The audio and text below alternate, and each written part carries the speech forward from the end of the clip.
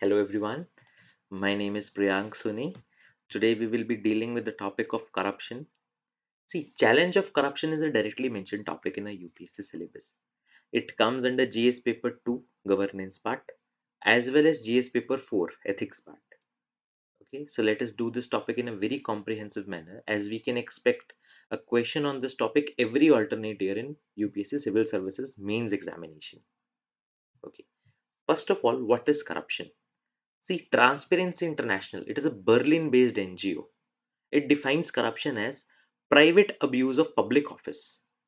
It means it is a very broad definition. It means corruption goes way beyond the concept of giving and taking bribes. Giving and taking bribe will amount to corruption, but it is not the only thing which amounts to corruption. Negligence of duty, not performing duty, non punctuality, lethargy, favoritism, nepotism, all this will amounts to corruption.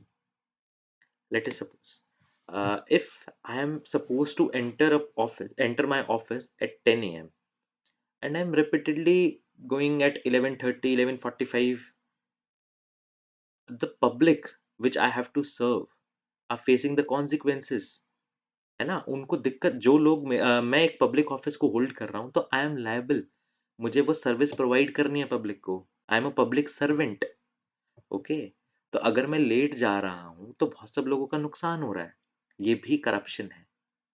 अगर मान लीजिए कि मुझे कोई particular चीज कोई एक particular project है वो किसी को अलॉट करना है और उसमें मैं फेवरेटिज्म कर रहा हूँ या नेपोटिज्म कर रहा हूँ कि नहीं ये तो मेरी फैमिली मेंबर है, ये तो मेरे पुराने फ्रेंड है, तो मैं इनको ये चीज़ अलॉट कर देता हूँ, या दूसरा कोई और उनसे ज़्यादा कैपेबल है उसको अलॉट ना करके अपने जो खास लोग हैं उनको अगर मैं कोई प्रोजेक्ट अलॉट कर रहा हूँ, फेवरेटिज्म, नेपोटिज्म, ये सब भी करप्शन ही तो है। कि मेरे पास एक पब्लिक ऑफिस है, मैं उसका प्राइवेट अब्यूज कर रहा हूँ, वो प्राइवेट अब्यूज चाहे मनी के लिए हो, चाहे वो मेरी रेपुटेशन के लिए हो, चाहे वो मेरे फेम के लिए हो, है ना, चाहे वो मतलब बेसिकली मेरा किसी दोस्तों के लिए हो, मेरे पर्सनल गेन्स के लिए हो, वो कैसे भी गेन्स हो सकते हैं, तो वो सब जो है वो करप्शन होता है। ओके, सो अच्छा, इसमें जो ट्रांसपेरेंसी इंटरनेशनल है इसके बारे में हम थोड़ा और पढ़ लेते हैं, ये प्रीलिम्स में क्वेश्चन आ सकता है। See, first of all it is a Berlin based NGO. Second thing, it publishes two very important indices. First is Global Corruption Barometer. Okay. The next is Corruption Perception Index. Very important. You have to remember who publishes them. Transparency International. Transparency International is a Berlin-based NGO. Hope this is clear. Okay. So now, why this corruption? Why corruption happens? See, various political scientists have said corruption is a wicked problem. You cannot get rid of this. Like you, in any society we can decrease the corruption, like corruption को हम कम कर सकते हैं, खत्म नहीं कर सकते हैं, क्योंकि करप्शन को खत्म करना बहुत मुश्किल है। आज जो बहुत डेवलप्ड नेशन है, ऐसा नहीं है कि वहाँ करप्शन नहीं है, करप्शन वहाँ पे भी है। क्वांटम जो है, अमाउंट ऑफ करप्शन वो बहुत कम होगा। कि जो बहुत अंडर डेवलप्ड नेशन है हो सकता है वहाँ बहुत ज़्यादा करप्शन हो, जो बहुत डेवलप्ड नेशन है हो सकता है वहाँ बहुत कम करप्शन हो, लेकिन करप्शन बिल्कुल भी ना हो, ये बहुत आइडियल सिचुएशन है। ठीक है, तो सबसे पहले करप्शन है ही क्यों? सी, रेड टेपिज्म एक बहुत मेजर फैक्टर है। रेड टेपिज्म क्या होता है कि लाइक हर चीज में गवर्नमेंट का इंटरफेरेंस है। आपको कोई भी चीज ओपन करनी है, आपको उसके लिए गवर्नमेंट के पास जाना पड़ेगा, एप्लीकेशंस देनी पड़ेगी बार बार। अब गवर्नमेंट के पास जाने में प्रॉब्लम नहीं है। अगर मान लीजिए आप एक प्रॉपर हाईवे पे जा रहे हैं, उसपे बार बार रेड लाइट्स आ रही है, तो आपकी जर्नी जो है वो तो लॉन्ग हो जाएगी ना। तो ऐसे ही रेड टेपिज्म है, गवर्नमेंट के पास जाना, गवर्नमेंट अगर आपकी जो एप्लीकेशन है उसको स्क्रूटनाइज कर रही है, फिर चेक कर रही है, उस चीज़ में प्रॉब्लम नहीं है, बट उस चीज़ में बहुत ज़्यादा टाइम लग रहा है ना। वो बार बार आपको एप्लीकेशंस देनी पड़ रही है, वो आपकी जो फाइल्स है वो वहीं पे किसी ऑफिस में रह जाती है, इस सब चीज़ में दिक्कत है। इसकी वजह से क्या होता है कि जनरली एक टेंडेंसी होती है कि ठीक है यार, अगर मैं कुछ काम करवा रहा हूँ गवर्नमेंट से, उसमें मुझे मान लीजिए 1 साल लग रहा है, अगर नॉर्मल वे से मैं जाऊँ तो ठीक है यार, मैं 10,000 रुपये दे देता हूँ या लेट से 1 लाख रुपए दे देता हूँ और वो काम मेरा 1 महीने में हो जाएगा, तो कोई बात नहीं, एटलीस्ट मुझे ऑफिस के चक्कर तो नहीं काटने पड़ेंगे। तो रेड टेपिज्म एक बहुत मेजर इशू है करप्शन का। और क्या है, सोशल एक्सेप्टेंस है बहुत हद तक। कि ठीक है करप्शन है, मतलब बहुत कम लोग ऐसे हैं जो आगे आना चाहते हैं कि नहीं करप्शन नहीं होना चाहिए। चाहते सब हैं, मैं चाहता हूँ कि करप्शन नहीं होना चाहिए, आप भी चाहते हो करप्शन नहीं होना चाहिए। बट अगर कभी कोई हमें कह दे कि ठीक है you have to be a whistleblower, ठीक है? या फिर आपको तो जो करप्ट लोग हैं उनको पकड़वाना है, तो वी विल बी लाइक क्यों हम यार इस सब चीज़ में फँसे, अपना बढ़िया काम कर रहे हैं, क्यों दुखी होना है? ठीक है? तो इट इज़ लाइक ठीक है। अच्छा दूसरी चीज़ क्या है कि हमारी सोसाइटी में ना बहुत सब लोगों ने प्रेजुडिसेस बना रखे हैं कि ठीक है, अगर इस डिपार्टमेंट में आप जॉब कर रहे हो तो आप करप्ट हो गई। बहुत सारे हमारे जो गवर्नमेंट के डिपार्टमेंट्स हैं वो बदनाम हैं करप्शन के मामले में, कि नहीं इस डिपार्टमेंट में तो चाहे वहाँ पे काम करने वाला एक बहुत ऑनेस्ट पर्सन है, उसको भी हम ये सोचेंगे यार ये तो करप्ट ही होगा, इस डिपार्टमेंट के तो ज़्यादातर लोग करप्ट होते हैं तो ये भी करप्ट होगा। तो उसके लिए बेचारे के लिए ऑनेस्ट रहना कोई मतलब बेनिफिट ही नहीं है, आप उसकी ऑनेस्टी को रिकॉग्नाइज़ ही नहीं कर रहे हो, उल्टा आप तो उसको ऐसे कह रहे हो कि तू तो करप्ट ही होगा भाई। ठीक है? तो ये भी एक बहुत बड़ी प्रॉब्लम है। उसके बाद में लाइसेंसिंग बैरियर्स है, क्लीयरेंस बैरियर है कि ठीक है जी मेरे को ये पर्टिकुलर शॉप खोलनी है लेट्स से, या फिर मेरे को ये वाला प्रोजेक्ट इंडस्ट्री खोलनी है यहाँ पे एक, और इसके लिए मुझे ये क्लीयरेंसेस चाहिए। अब एक तो होगा कि आपको गवर्नमेंट एक बारी में कह दे कि ठीक है जी ये लीजिए आप क्लीयरेंसेस, या आप किसी ऑफिस में गए, डिपार्टमेंट में गए, जो भी ऑथराइज्ड डिपार्टमेंट था, उन्होंने आपको क्लीयरेंसेस एक बारी में दे दी। बट सिचुएशन इतनी आइडियल है नहीं। आपको बार-बार चक्कर काटने पड़ते हैं। आपको बार-बार वहाँ जाना पड़ता है कि सर प्लीज़ मेरा काम देखिए। तो आप ये सोचते हैं कि नहीं सर, बार-बार हम एक जगह जाएँ, इससे बेटर ये है कि ठीक है ना एक बारी में ही फारिग होते हैं, जो भी इनका बनता है इनको दे देते हैं। एक टेंडेंसी होती है।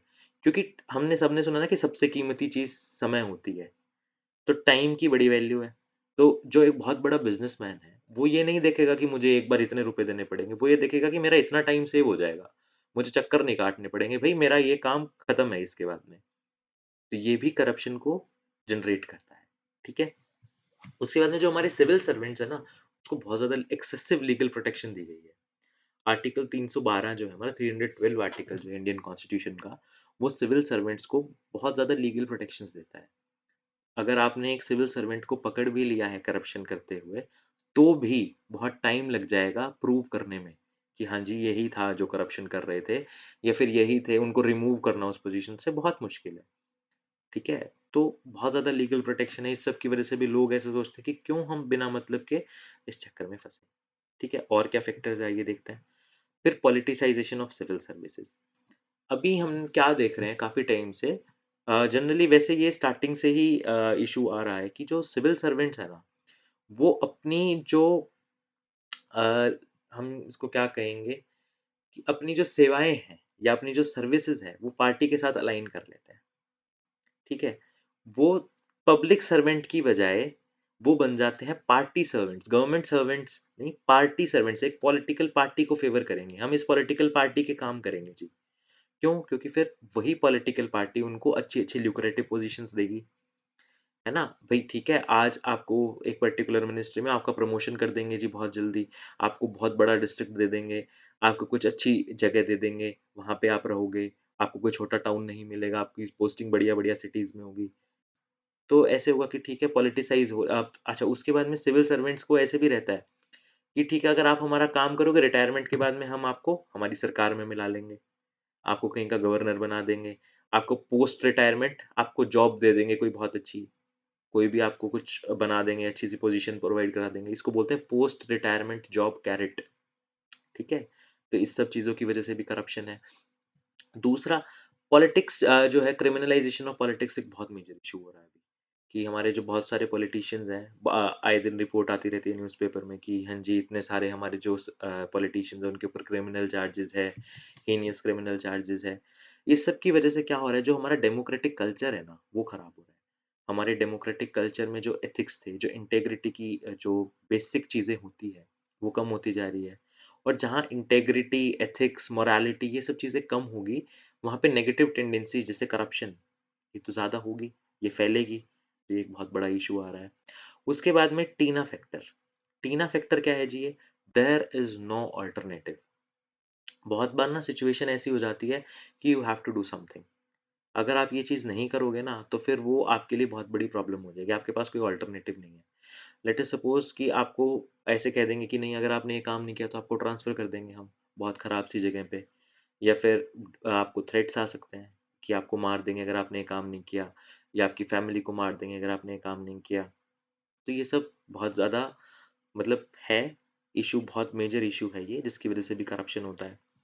उसके बाद में ना ब्यूरोक्रेटिक रेजिस्टेंस है, और पॉलिटिकल विल भी नहीं है कि हम रिफॉर्म्स लाएं और करप्शन बिल्कुल ख़त्म कर दें, या सब कुछ डिजिटलाइज कर दें, पूरा ई गवर्नेंस ही ले आएं, फेस टू फेस कांटेक्ट बहुत कम कर दें लोगों का डिपार्टमेंट्स के साथ में।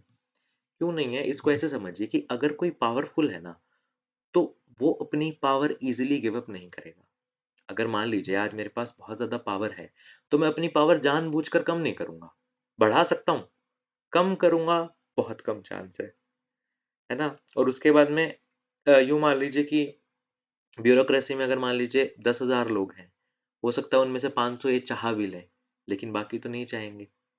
सब लोग ये माने कि ठीक है जी, हमारी पावर कम कर दो, और मतलब हम तो पब्लिक सर्वेंट्स हैं जी, हमें अच्छे-अच्छे रिफॉर्म्स लाइए और करप्शन को ज़ीरो कर दीजिए। आप अपनी पावर कम क्यों करेंगे? है ना? तो ये एक बहुत मेजर इश्यू है।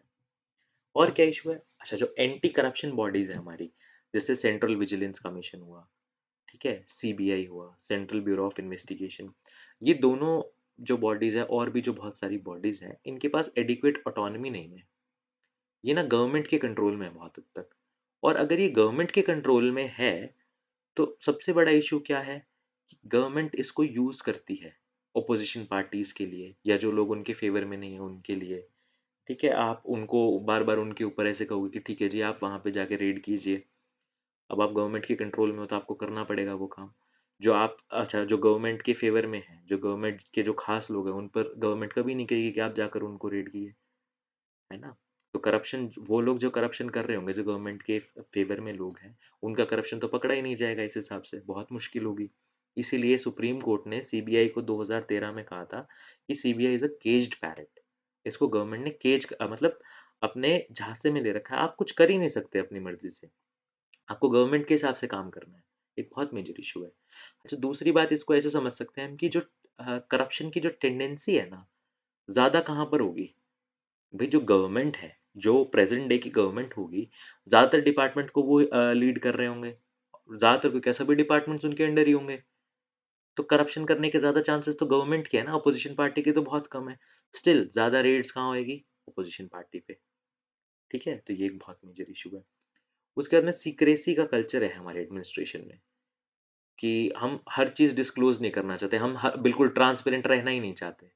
कि नहीं, हम हर चीज़ डिस्क्लोज़ कर दें कि ठीक है, हमारे पास इतना ग्रांट आया था। या फिर अभी एक बैंगलोर में एक आईएएस ऑफ़िसर्स थे, मुझे उनका नाम याद नहीं आ रहा। उन्होंने एक बड़ा ही अच्छा काम किया। उन्होंने अपने ऑफ़िस में कैमराज़ लगा दिए और एक वेबसाइट बनाई, उस पे कहा कि आप कोई भी जो है वो एक्सेस कर सकता है कैमरा रिकॉर्डिंग को। अब इससे क्या होगा, लोगों का विश्वास रहेगा कि हाँ जी, ठीक है, हम देख पा रहे हैं कि ऑफ़िस में क्या हो रहा है, कि कोई करप्शन तो नहीं हो रहा है। ठीक है? तो ऐसी जो ऐसे रिफ़ॉर्म्स है ना, वो बहुत कम है। सीक्रेसी का कल्चर ज़्यादा है, कि नहीं, ये भी नहीं दिखाते लोगों को बताते ही नहीं है कि कितना ग्रांट आया। तो ये सब इश्यू है। जो आरटीआई जो है हमारी है, वो भी अच्छा परफ़ॉर्म कर रही है, लेकिन एक्सेप्शनल परफ़ॉर्म नहीं कर पा रही है। आरटीआई में भी बहुत सारे लैकूनाज़ हैं। ठीक है? और क्या इश्यू है? अ, व्हिसल ब्लोअर्स प्रोटेक्शन जो है, वो इफ़ेक्टिव नहीं है। व्हिसल ब्लोवर कौन होता है? जैसे मान लीजिए मैं एक डिपार्टमेंट में हूँ।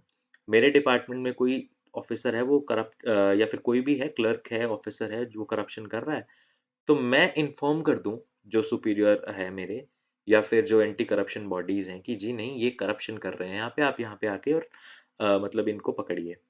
तो मैंने व्हिसल ब्लो कर दी करप्शन की, भई यहाँ पे करप्शन हो रहा था। बट मेरी जो व्हिसल ब्लोवर है, उसको प्रोटेक्शन तो चाहिए ना। मान लीजिए मैंने व्हिसल ब्लो की और जो इसके खिलाफ की, वो एक बहुत बड़े मतलब ऑफ़िसर हैं।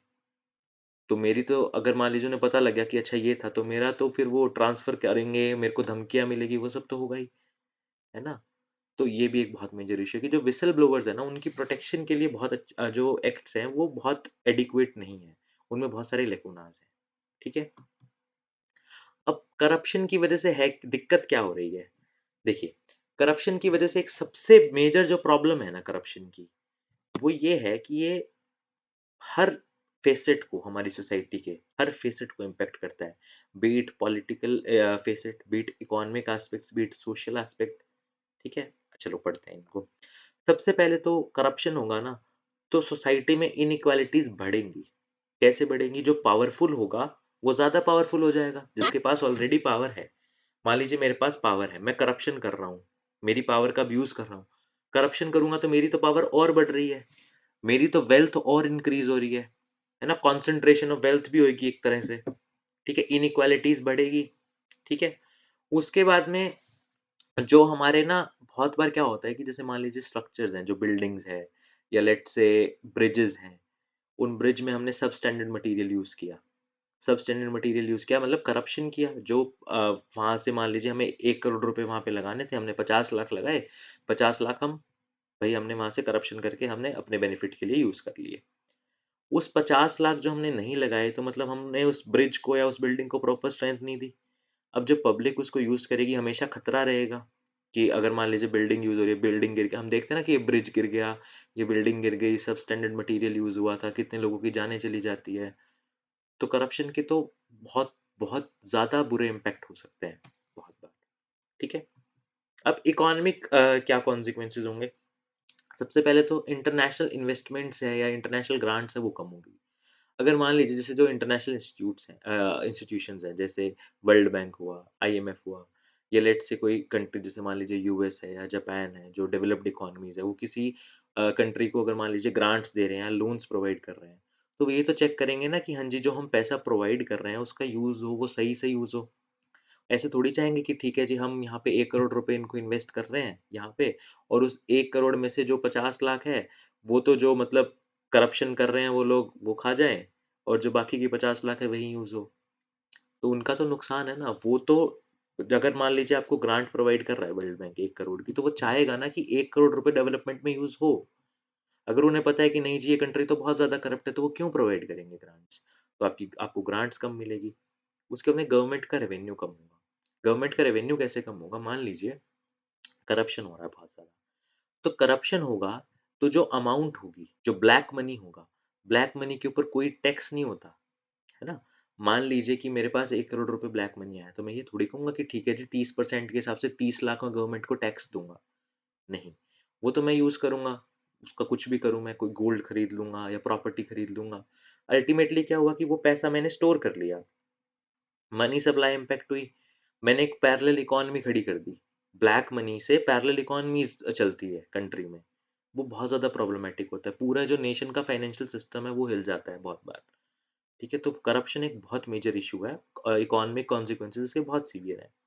उसके बाद में गवर्नमेंट की एफिशिएंसी भी कम होगी ऑब्वियसली अगर रेवेन्यू कम आ रहा है। मान लीजिए मेरे पास 1 करोड़ रुपए आ रहे हैं, तो मैं 1 करोड़ रुपए ही खर्च कर पाऊँगा ना। अगर मान लीजिए मेरे पास 10 करोड़ आएँगे तो मैं 10 करोड़ खर्च कर पाऊँगा। ठीक है? तो गवर्नमेंट के पास अगर कम पैसा आएगा तो वो कम ही तो खर्च कर पाएगी और कम खर्च करेगी तो डेवलपमेंट कम होगी, उसकी एफिशिएंसी भी कम होगी। जैसे मान लीजिए कि गवर्नमेंट को एक चीज़ इम्प्लीमेंट करवानी है, ठीक है? लेट्स से गवर्नमेंट को गरीबों को 1 करोड़ रुपए डिस्ट्रीब्यूट करने हैं।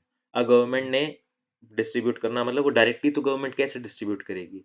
ऑफिसर्स के थ्रू करेगी, ठीक है? वेरियस स्कीम्स आएँगी फिर वहाँ से हम डिस्ट्रीब्यूट करेंगे। तो गवर्नमेंट ने अपनी तरफ से 1 लाख रुपए 1 करोड़ रुपए दिए अब वो गरीबों तक पहुँचते बच गए 10 लाख, बाकी 90 लाख बीच में जो भी इंटरमीडिएरीज़ थे वो खा गए, है ना? तो गवर्नमेंट की एफिशिएंसी कितनी कम हो गई? जो गवर्नमेंट को काम करना था वो काम हुआ ही नहीं, ठीक है? तो ये एक बहुत, बहुत मेजर इश्यू है करप्शन का। इसीलिए अभी जो गवर्नमेंट है वो डीबीटीज़ की तरफ शिफ्ट हो रही है, digital bank direct benefit transfer पे जा रही है कि जो भी बेनिफिशियरी है उसको हम डायरेक्ट बैंक अकाउंट में ही पैसे दें, क्यों उसको कहीं जाके और लेने पड़े। इसीलिए हम अभी सीबीडीसी का कॉन्सेप्ट भी ला रहे हैं, ई-रूपी का और वो सब, ठीक है? वो कभी फिर पढ़ेंगे। उसके बाद में ब्रेन ड्रेन की भी बहुत मेजर इश्यू है। जैसे मान लीजिए कि अभी मेरे पास लेट्स से 2 ऑप्शंस हैं। एक तो मैं एक पर्टिकुलर कंट्री में काम करूँ, वहाँ पे कुछ एंटरप्राइज़ खोलूँ या वहाँ पे कोई इंडस्ट्री खोलूँ, जहाँ पे करप्शन के टेंडेंसीज़ ज़्यादा हैं। मैं ये सोचूँगा कि नहीं यार अगर मैं यहाँ पे एंटरप्राइज़ खोलूँगा तो मुझे एंटरप्राइज़ चलाने के लिए पैसे देने पड़ेंगे। अपना कोई भी काम करवाना होगा उसके लिए पैसे देने पड़ेंगे। बहुत टाइम बाद में मेरे को खोलने का मौका मिलेगा अपनी एंटरप्राइज़ को क्योंकि बहुत सारे हर्डल्स होंगे या फिर मुझे बहुत ज़्यादा पैसे दे के फटाफट अगर काम करवाना है तो पैसे देने पड़ेंगे। या फिर एक ऑप्शन ये होगा कि ठीक है मैं किसी और कंट्री में जाता हूँ ना, जहाँ पे मुझे ये सब चीज़ें फेस ही ना करनी पड़े। तो मैं तो ये प्रेफ़र करूँगा कि ठीक है जी दूसरी कंट्री में चलते हैं। तो ब्रेन ड्रेन एक बहुत मेजर इश्यू है। अच्छा ब्रेन ड्रेन में हम ये कहेंगे कि ठीक है मान लीजिए ठीक है भई कुछ लोग चले भी गए तो क्या इश्यू है? इश्यू है। क्योंकि जो लोग जा रहे हैं ना, वो बहुत सब लोगों को यहाँ पे एम्प्लॉयमेंट दे सकते थे। अगर मान लीजिए कोई बाहर जाके स्टार्टअप कर रहा है, लेट अस से कोई यूएसए में जाके स्टार्टअप कर रहा है, तो वहाँ के लोगों को एम्प्लॉयमेंट मिलेगी, वहाँ का टैक्स बेस बढ़ेगा, है ना? अगर मान लीजिए वही बंदा इंडिया में आके कुछ कंपनी खोलता, कोई स्टार्टअप करता, कोई इंडस्ट्री खोलता, कितने लोगों को यहाँ पे एम्प्लॉयमेंट मिलती, ठीक है? तो ब्रेन ड्रेन भी बहुत मेजर इशू है। और क्या इशू है? पॉलिटिको लीगल कॉन्सिक्वेंसेज है। बहुत बार तो मास अनरेस्ट क्रिएट कर देता है ये। जैसे आपने ये 2013 में जो लोकपाल मूवमेंट थी, अन्ना हजारे मूवमेंट थी, ये सुना होगा इसके बारे में। या फिर जो ग्रेट रोमन एम्पायर सुना होगा। रोमन एम्पायर की डिक्लाइन के लिए बताते हैं कि करप्शन जो है एक बहुत मेजर इशू था, कि रोमन एम्पायर में जो ऑफिसर्स थे बहुत ज़्यादा करप्ट हो गए थे ऑफिशियल्स, तो इसलिए चर्च जो था, चर्च के जो ऑफिशियल्स थे बहुत सब करप्शन बहुत ज़्यादा था, इसलिए एक मेजर फैक्टर था डिक्लाइन ऑफ रोमन एम्पायर में। ठीक है, और क्या इशू है? अच्छा, रेडिकल टेंडेंसीज बनती है, हम ऐसे सोचते हैं कि नहीं, हम गवर्नमेंट के लिए, हम हमारे नेशन के लिए कुछ क्यों करें जब नेशन हमारे लिए नहीं कर रहा। अब दोबारा वो एग्जाम्पल याद करो, गवर्नमेंट ने 1 करोड़ रुपए भेजे, गरीबों को 10 लाख मिले, तो गरीब तो ऐसे हो जाएंगे ना कि क्या हम यही डिजर्व करते हैं भाई, आपने वादा तो हमें किया था कि हम, आप तो हमें 10,000 रुपए दोगे, आप हमें दे 1,000 रुपए रहे हो सिर्फ। तो वो तो ऐसे हो जाएंगे ना, एंटी गवर्नमेंट, फिर प्रॉपर्टीज को नुकसान पहुंचाना, गवर्नमेंट के खिलाफ आंदोलन करना, ठीक है, और एक हेट्रेड आ जाना गवर्नमेंट या नेशन के प्रति, तो वो भी एक मेजर इशू है।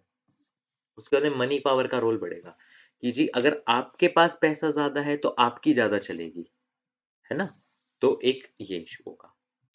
उसके बाद में करप्शन को टैकल कैसे करेंगे? सी, करप्शन को टैकल कैसे करेंगे, ये बहुत, हमें कोई बहुत ज़्यादा ड्रास्टिक स्टेप लेने की ज़रूरत नहीं है, बहुत बेसिक स्टेप्स लेने हैं। सबसे पहले तो जो, अगर आपको पता है कि हाँ जी ये करप्शन कर रहा है, ये करप्ट है, तो उनको स्ट्रिक्ट पनिशमेंट दो, एग्ज़ैम्पलरी पनिशमेंट दो कि हाँ जी ये करप्शन कर रहा था, इसको हमने इसलिए पनिशमेंट दी, ताकि और लोगों के मन में फ़ियर क्रिएट हो, है ना? बट यहाँ पे भी एक दिक्कत है, अगर मान लीजिए किसी ने आपके खिलाफ झूठी कंप्लेंट कर दी, आप बिल्कुल करप्ट नहीं थे, आपके खिलाफ झूठी कंप्लेंट कर दी, और फिर आपको सज़ा हो गई, बहुत सीवियर पनिशमेंट आपको मिल गई, तो वो भी तो एक इशू है। तो हमें इम्प्लीमेंटेशन को बहुत ज़्यादा ध्यान से, मतलब ऐसे करना पड़ेगा कि नहीं, इम्प्लीमेंटेशन में इशू नहीं आना चाहिए, सज़ा तभी देंगे जब प्रॉपर एविडेंसेस होंगे, सब कुछ प्रूफ हो जाएगा, ठीक है? कहते हैं ना कि ठीक है, चाहे 100 मुजरिम छूट जाए, कोई बात नहीं, लेकिन एक ऑनेस्ट इंसान को सज़ा नहीं होनी चाहिए, ठीक है? अच्छा, जो हमारी एंटी करप्शन बॉडीज़ है, सीबीआई है, सीवीसी है, या जो एंटी करप्शन लॉज़ है, इनको हमें और स्ट्रेंथन करना पड़ेगा, इनको हमें और ऑटोनॉमी देनी पड़ेगी, ठीक है? अच्छा, जो करप्ट ऑफिशियल है, मान लीजिए साबित हो गया कि ये ऑफिशियल करप्ट है, तो शेमिंग ऑफ करप्ट ऑफिशियल, कि ठीक है भई ये करप्ट थे, आप बताओ सबको कि हाँ जी ये करप्शन करते, तो फिर सबको जो इज़्ज़त होती है वो सबको प्यारी होती है। सबको ऐसे होगा कि नहीं जी, अगर मैं करप्शन करूँगा तो फिर जब सामने आएगी तो फिर मेरी इज़्ज़त खराब होगी, ठीक है?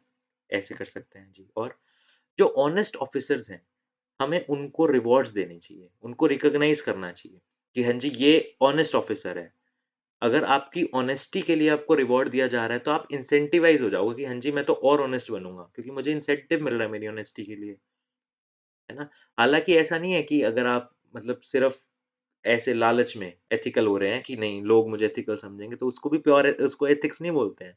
एथिक्स का मतलब ये नहीं होता कि हाँ जी ठीक है, मैं ये काम इसलिए कर देता हूँ क्योंकि ये काम सही है और लोग मुझे सही समझेंगे। मेरा मन तो नहीं मान रहा सही काम करने के लिए, मन तो गलत काम का कर रहा है, बट क्योंकि लोग इसको सही समझेंगे और मुझे थोड़ा रिकॉग्निशन मिल जाएगा, तो मैं ये कर देता हूँ। नहीं, वो एथिक्स अंदर से होता है। उसके बारे में कभी और पढ़ते हैं। अच्छा, उसके बाद में जो इंटीग्रिटी रिकॉग्निशन सर्टिफिकेट, ये क्या है जी? कि जैसे मान लीजिए आपको पता है कि ये पर्टिकुलर पर्सन बहुत ऑनेस्ट है, तो आप इसको एक इंटीग्रिटी रिकॉग्निशन सर्टिफिकेट दीजिए। एक डिपार्टमेंट है मान लीजिए, उसमें आपको 10 ऑफिसर्स पता है कि ये बहुत ऑनेस्ट ऑफिसर्स हैं जी, तो आप उनको जब इंटीग्रिटी रिकॉग्निशन सर्टिफिकेट देंगे, फिर बाद में जो क्रिटिकल पोज़ीशंस होंगी, जहाँ पे करप्शन के चांसेस ज़्यादा हैं, आप वहाँ पे इन ऑफिशियल्स को अपॉइंट कीजिए, है ना? जो डिपार्टमेंट में आपको ऐसा लगता है कि यहाँ पे ज़्यादा करप्शन हो रहा है, वहाँ इनको अपॉइंट कीजिए कि ठीक है जी, आप इस डिपार्टमेंट को सँभालिए, ठीक है? तो एक ये तरीका होगा। उसके बाद में जो ऑडिट्स की क्वालिटी है, उसको इम्प्रूव कीजिए। ऑडिट की क्वालिटी की, ठीक है, कितना पैसा आया, कहाँ यूज़ हुआ, सब कुछ बहुत प्रोएक्टिवली होना चाहिए और बहुत प्रॉपरली होना चाहिए। जो स्ट्रेटेजिक लोकेशंस है, वहाँ सीसीटीवी लगाइए। जैसे अभी मैंने आपको बैंगलोर के एक आईएएस ऑफिसर का एग्ज़ाम्पल दिया कि उन्होंने अपने ऑफ़िस में ही सीसीटीवी लगा दिया। किसी ने उनको कहा नहीं था, उन्होंने अपनी मर्ज़ी से लगाया। ऐसे ही हम जो स्ट्रेटेजिक लोकेशंस हैं, मान लीजिए जो गवर्नमेंट ऑफिसेज़ हैं, तहसील्स हैं हमारी या एसडीएम कोर्ट्स हैं, वहाँ पे हम लगाना चाहिए हमें सीसीटीवीज़, ताकि सब कुछ ट्रांसपेरेंट रहे।